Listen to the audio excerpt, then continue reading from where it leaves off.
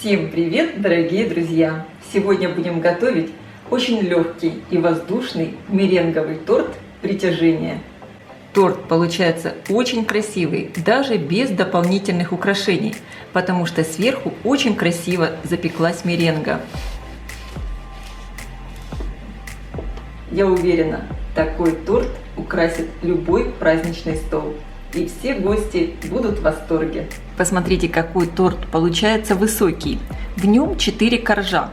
Один корж из такого замечательного, очень вкусного кексового теста на желтках, слой меренги и очень вкусный крем. И здесь вот такие вкрапления клубничного конфитюра, который придает великолепную кислинку и изюминку этому тортику. Торт прекрасно пропитался. И посмотрите, какой он получается нежный. Такой торт просто тает во рту. Настоящее притяжение. От него невозможно оторваться. Для приготовления крема мне понадобится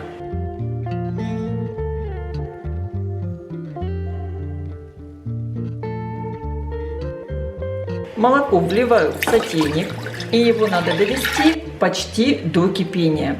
В миску всыпаю сахар, крахмал, перемешиваю. Также добавляю соль, добавляю яйца. Хорошо все перемешиваю до однородности, чтобы не было комочков. Молоко почти закипело. И часть горячего молока вливаю в сахарно-яичную смесь. Интенсивно перемешиваю. Оставшееся молоко возвращаю на плиту. И вливаю сюда полученную смесь, все время помешивая. И теперь варим заварной крем до того момента, как он загустеет и закипит, все время помешивая, чтобы крем не подгорел. Крем уже загустел, пошли пузыри, посмотрите. Крем снимаю с плиты. Продолжаю размешивать в кастрюле, так как она горячая. И здесь еще идет процесс приготовления. Посмотрите, какой получился крем. Очень гладкий, шелковистый, без единого комочка. Добавляю 2 чайные ложки экстракта ванили. Конечно, вместо экстракта ванили можно использовать ванильный сахар. Перемешиваю. Переливаю в миску. Закрываю миску пищевой пленкой, причем пленку опускаю прямо в контакт с кремом, чтобы не образовывалась корочка. Оставляю его до полного остывания. Для приготовления клубничного конфитюра мне понадобится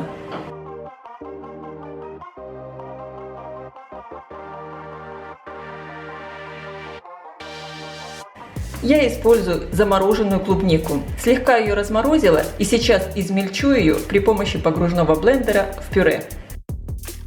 Пюре пропускаю через сито. В итоге готового клубничного пюре должно получиться примерно 200 граммов. Переливаю пюре обратно в сотейник, добавляю сахар и крахмал. Хорошо перемешиваю. Ставлю сотейник на плиту и довожу все до кипения при постоянном помешивании. Немного проварю, чтобы конфитюр стал более густой. Все время помешиваю, огонь делаю тише. Все готово. Сотейник снимаю с плиты. Переливаю все в миску. Закрываю пищевой пленкой. Пленку опускаю в контакт, чтобы не образовывалась корочка. И оставляю до полного остывания. Для приготовления теста мне понадобится выкладываю в миску мягкое сливочное масло комнатной температуры. Добавляю соль и сахар. Я использую тростниковый сахар, можно использовать любой. Хорошо взбиваю миксером в течение 3-4 минут до пышной массы. Во взбитое масло добавляю целое яйцо. Хорошо перемешиваю. И теперь по одному добавляю желтки. Оп, по 2.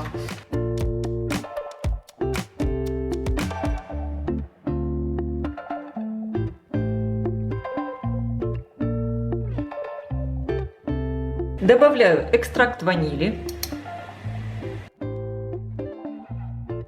Просеиваю муку и разрыхлитель для теста.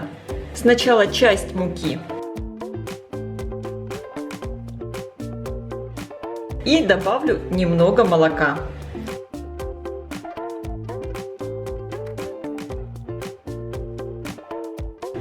Просеиваю оставшуюся часть муки. И вливаю оставшееся молоко. Все перемешиваю. Молока для рецепта может понадобиться чуть больше. Будем смотреть по консистенции теста. Слишком долго вымешивать это тесто не надо, просто чтобы оно стало однородным. Посмотрите, какая получилась консистенция у теста. Оно такое нежное и лениво стягивается с лопатки. Подготовила противень, на котором буду выпекать коржи. Размер 32 на 42 сантиметра. Выстелила пергаментной бумагой. Многие из вас спрашивали, почему я подкладываю здесь снизу силиконовый коврик. У меня просто противень очень рифленый. Чтобы меньше была вот такая рифленость, я подкладываю силиконовый коврик. Смажу сверху слегка пергаментную бумагу растительным маслом без запаха. Перекладываю тесто на противень. Распределяю ровным слоем. Отправляю мой первый корж выпекаться в хорошо разогретую до 180 градусов духовку, примерно на 18-20 минут. Конечно, вы смотрите по своей духовке, сколько времени вам понадобится. Противень я ставлю на средний уровень, включен верх и низ духовки. Корж должен слегка подрумяниться сверху. Корж испекся, посмотрите, он вот так слегка подрумянился сверху. Снимаю его с противня и оставляю остывать. Для приготовления меренги мне понадобится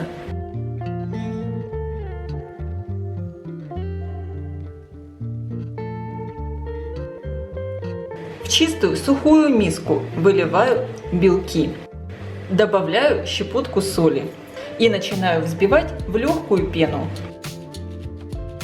Начинаю добавлять сахар и взбивать. Сахар я добавляю в 4-5 приемов. Белки надо взбивать до крепких устойчивых пиков и чтобы растворился полностью весь сахар.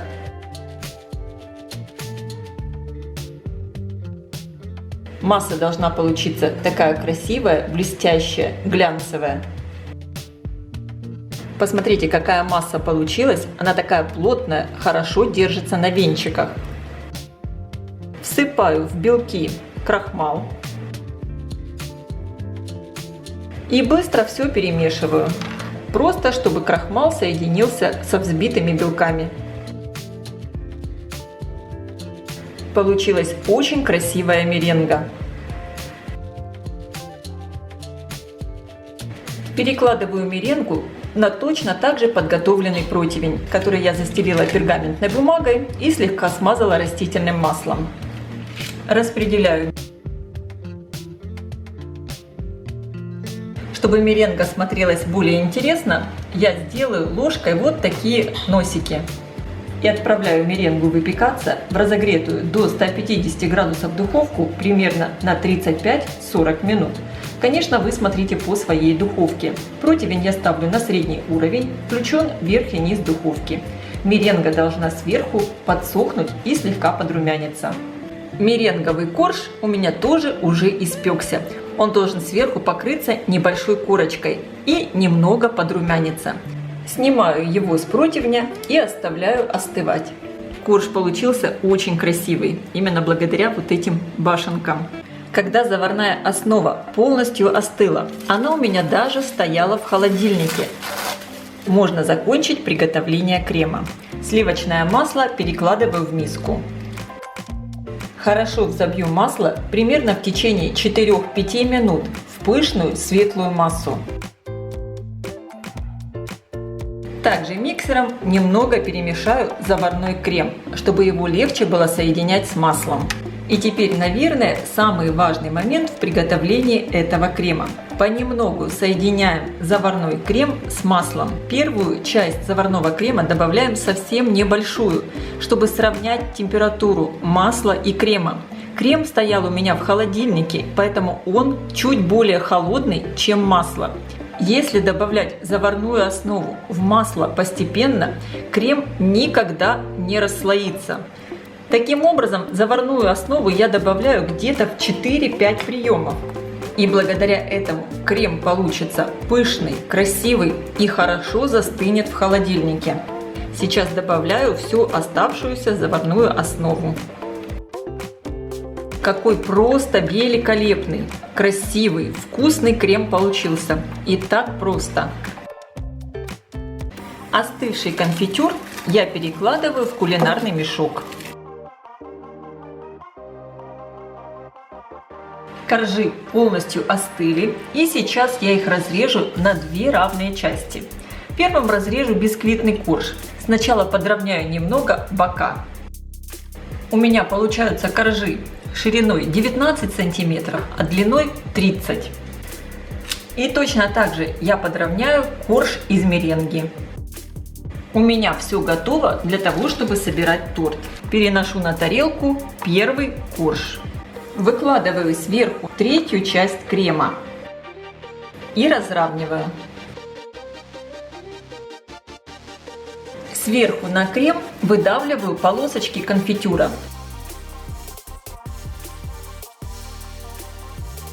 Я разрезала пергаментную бумагу, на которой у меня находится корж из меренги, переворачиваю аккуратно и снимаю пергаментную бумагу. Корж получается очень нежный. Действуем аккуратно и переношу корж на крем с конфитюром. Конечно, выглядит этот торт просто потрясающе, именно благодаря меренге. Снова выкладываю 3-ю часть крема. Снова выдавливаю конфитюр. Следующий корж сверху. Выкладываю весь оставшийся крем. Конфитюр у меня получается не слишком сладкий, и он дает такую легкую кислинку. Будет прекрасно сочетаться со сладкими коржами из меренги, с кремом. Посмотрите, какая красота получилась. И сейчас торт надо оставить для пропитки. Я отправляю его в холодильник минимум на 3 часа. Сверху мой торт я присыплю сахарной пудрой. И я сейчас буду пробовать. Я просто обожаю этот торт. Какой он нежный, легкий.